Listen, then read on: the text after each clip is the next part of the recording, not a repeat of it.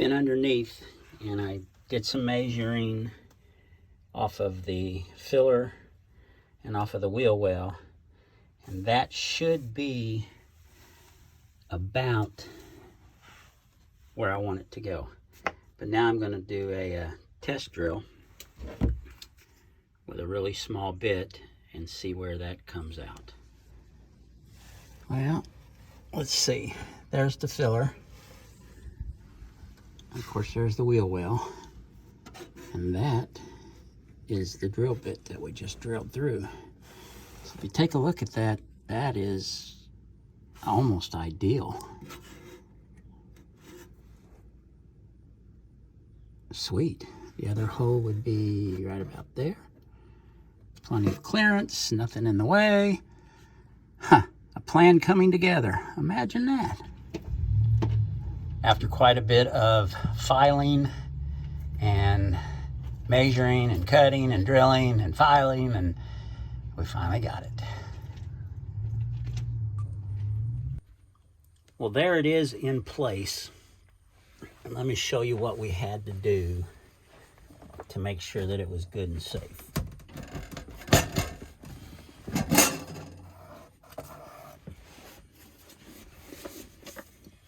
There's the template. There's the holes. You can see it straight through to the ground. And I cut this out so that there wouldn't be any chance of fire. So what I'm going to have to do now is find a place to run the controls that go down to the fuel pump and the fuel line, which comes in from the tank, which is in the back corner. Once we had the heater installed, the next thing we had to do was worry about the wiring. And because I wanted the controls on the opposite side of the camper, the wire that came with it wasn't long enough, so I had to splice it. And that is always a little bit nerve-wracking. But you can see we've got it spliced in. It's got its main power. Got your fuel line coming in. I'll show you where that's going to come from. But that's all part of it, is the planning ahead so that you have what you need. The wiring already in place, so that you know that you're going to be able to hook the wires up without tearing everything you've already done apart to go back and retrofit. So let me show you the fuel tank. The fuel tank actually sits back here in the garage area.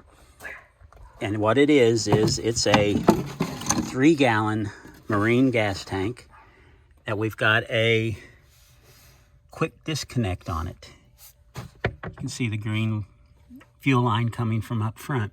What this does is this allows us to be able to lift the tank out and bring it out here to disconnect it.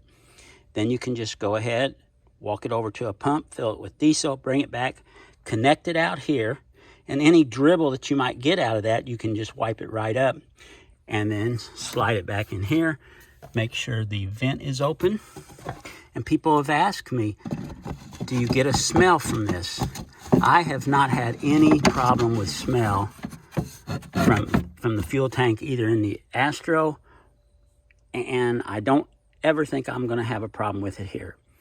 Okay, next we got to get power to test this. And I don't have the solar hooked up on the express fan here yet, so what we're going to use is the GoLabs R300. There's the setup underneath. It's a little dirty because I drove it to the meetup and it had all that rain.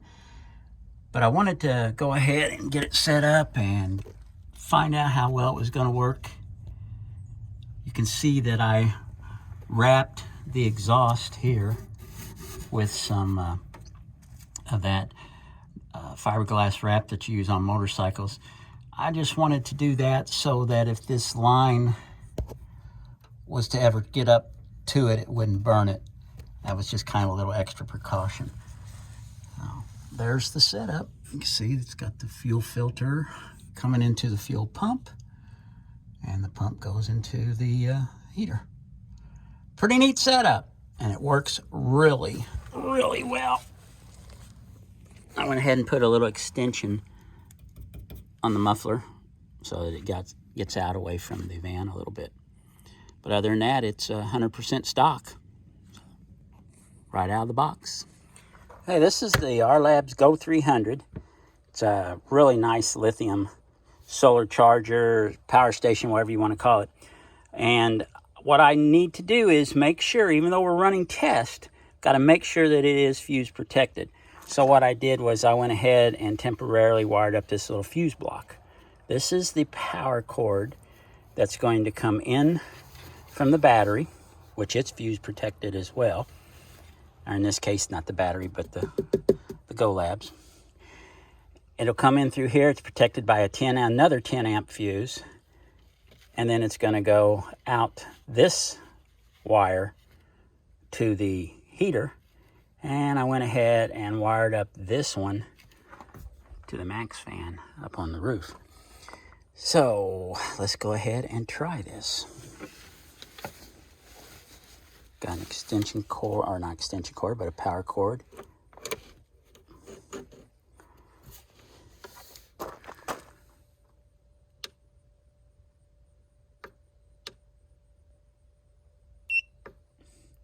You can see I'm 100% charged.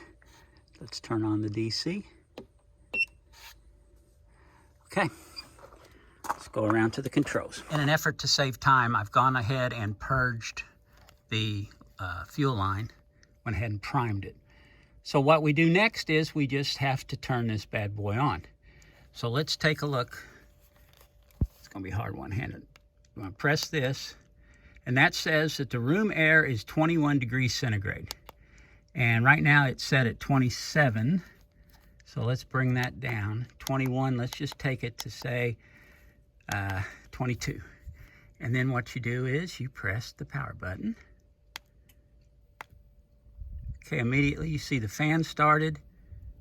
The little red thing is the glow plug. And if you come over here,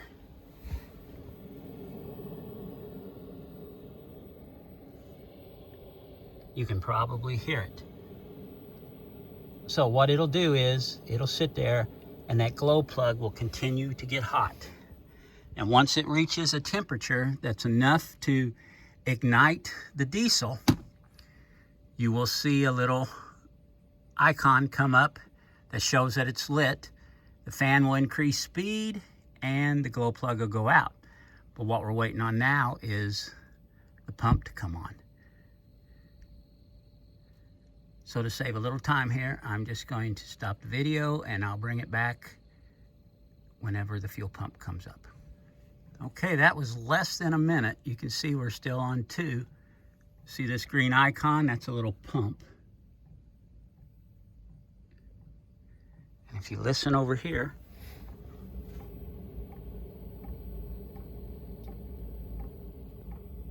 you can hear the pump. It's clicking slowly. If you look close right there, I think you can maybe see the fuel moving. Little air bubble in the line.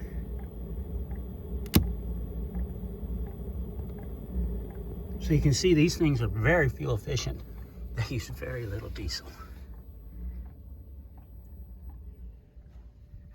Okay, there's the little icon I was talking about. You see the little green dot right there?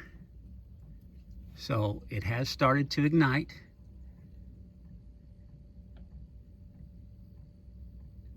Now you can hear the pump is starting to pick up speed.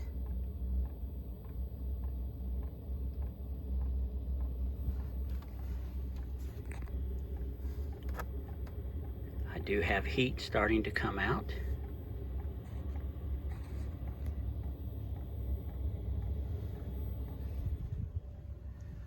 Let's see here. Still just one green dot.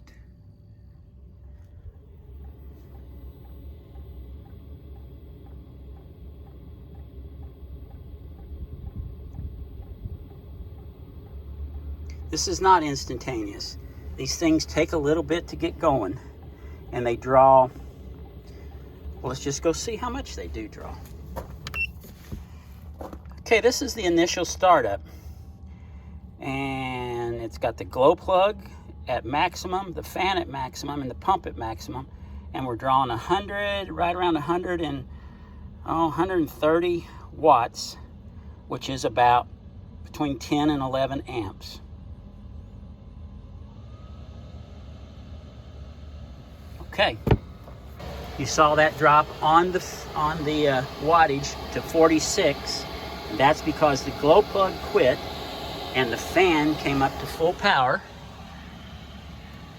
There's another heat icon, but you notice the glow plug is out. So this is the way, it sounds complicated, and I guess in a way it is, but this is the way they do it to really utilize and get as much power conservation as possible. And it really works well. Now we're up to 3 heat icons, and this bad boy is blowing some mighty fine heat. Okay, now what I'm going to do is I'm going to wait until it reaches its temperature and it slows itself back down, and I want to show you the low power consumption at that point. We've hit our target temperature and it's starting to slow on down.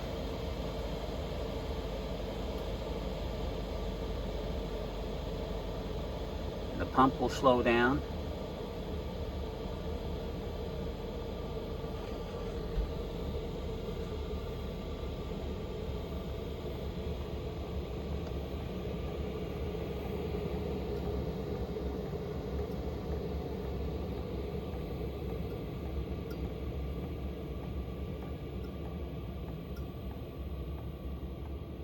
Now this is, you can hear it's barely blowing and the pump is just barely clicking. It's still blowing out some warm air, but what this will do is it brings it to temp, and this will maintain the temperature. If it gets really cold and it cannot maintain that temperature, what it'll do is it'll kick back up, and when it reaches its target temperature, it'll slow back down. Now here's the amazing part. But first, let's check out and see what it sounds like.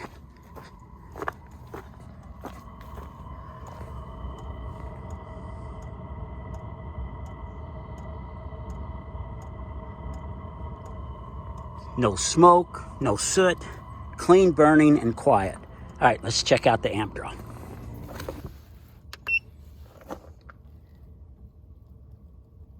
Okay, you can see as the pump clicks, it'll jump up to like 7 watts, and then it drops back to the 5 watts or so that the fan uses.